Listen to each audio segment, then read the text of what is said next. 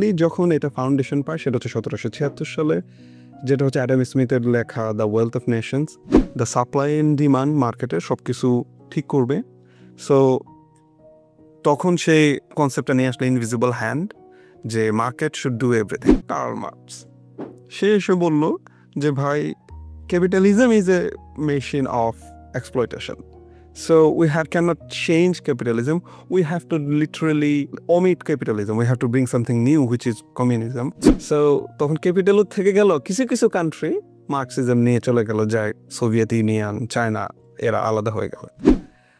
তারপরে যেটা হইল 1930 সাল, গ্রেট ডিপ্রেশন কে আসলো, যে বাজার সবসময় নিজে নিজে কাজ করে না, সরকারকে অবশ্যই হস্তক্ষেপ করতে হবে, চাকরি দিতে হবে, খরচ বাড়াতে হবে, ফিসক্যাল স্টিমুলেশন আনতে হবে। সো তার কথা অনুযায়ী চলে দ্বিতীয় বিশ্বযুদ্ধের পরে world got a huge broom.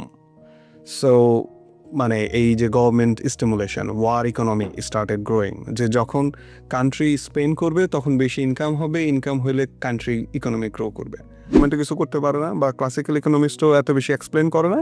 যে জিনিসটা এক্সপ্লেন করে সেটা হচ্ছে মনিটারিস্ট। আপনি মানি সাপ্লাই কন্ট্রোল করেন, অটোমেটিক্যালি ইকোনমি কন্ট্রোলে চলে আসবে। এটা নিয়ে আসেন 1970 সালের দিকে মিল্টন ফ্রিডম্যান। সো সে বলে যে সমস্যা অ্যাকচুয়ালি এক্সপেন্ডিচারে না, সমস্যা হচ্ছে মানি সাপ্লাইতে।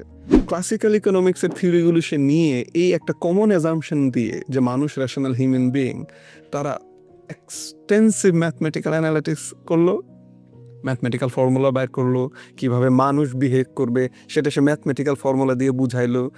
এটা দিয়ে পুরা ফাইন্যান্সিয়াল সিস্টেমটা হইলো। এত যে সফিস্টিকেটেড ম্যাথমেটিক্যাল ফর্মুলা সবকিছু বাইর হইলো, কিন্তু এই ম্যাথমেটিক্যাল ফর্মুলা 2007 এসে ক্রাইসিস প্রেডিক্ট করে নাই, এশিয়ান যে ক্রাইসিস হলো সেটাকে প্রেডিক্ট করে নাই, .com বাবল প্রেডিক্ট করে নাই। One point that I would like to highlight here, যে ইকোনমিক্স কোনো সময় থিওরি ফলো করে নাই। যখনই কেউ ইকোনমিক্সকে একটা থিওরির মাধ্যমে এক্সপ্লেন করতে গেছে, কেউই পারে নাই। তার মানে হচ্ছে প্রত্যেকটা ইভেন্ট নতুন নতুন ইকোনমিক পলিসি তৈরি করতেছে। সো আমি যেটা মনে করি, we are in a current situation যে নতুন একটা ইকোনমিক থিওরি দরকার। আর আমাদের ডিসকাশন যদি ওই নতুন ইকোনমিক থিওরিতে একটা বিন্দু পরিমাণে কন্ট্রিবিউট করে, I would consider myself successful as a student of economics and finance.